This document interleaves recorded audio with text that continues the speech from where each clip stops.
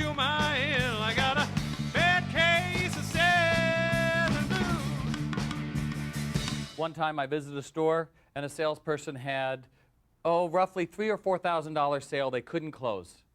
After an hour and a half they'd been with this guy. I walked back, I said, you know, what's going on back here? And this is when I used to sell Western wear, boots, that kind of stuff. But I went back, there were 13 pair of boots spread out around this guy like a sea of debris. And I first began by saying, well, what didn't work? And 3 or 4 of them didn't work. I said, well, let's get them out of the way. We're down to 8 now. And I said, well, what are we going to go with?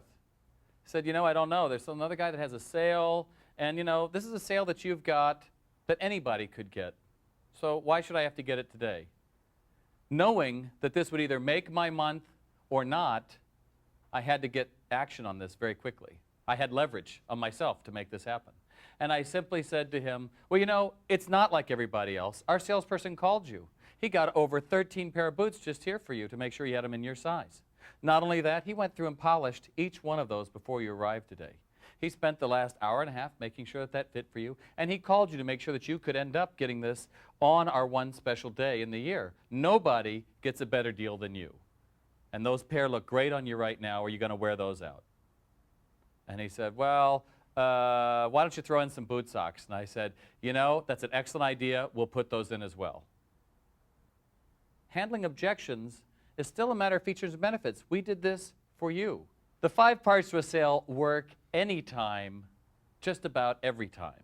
In a coffee house recently, there was 2 women walking in the front door. One was angry at her boss, going on with all kinds of expletives and getting louder and louder. The more she thought about how she hated her job and her boss. She arrived at the counter to this young woman named Heather. And Heather said, good afternoon. Welcome to the name of the business.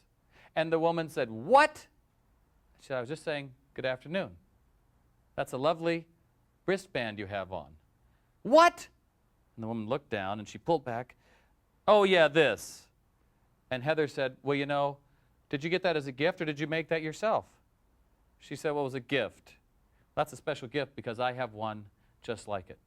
And Heather reached up her hand and showed it and said that would take about 6 or 8 hours. That was a nice gift. You must have nice friends. What can I make for you today?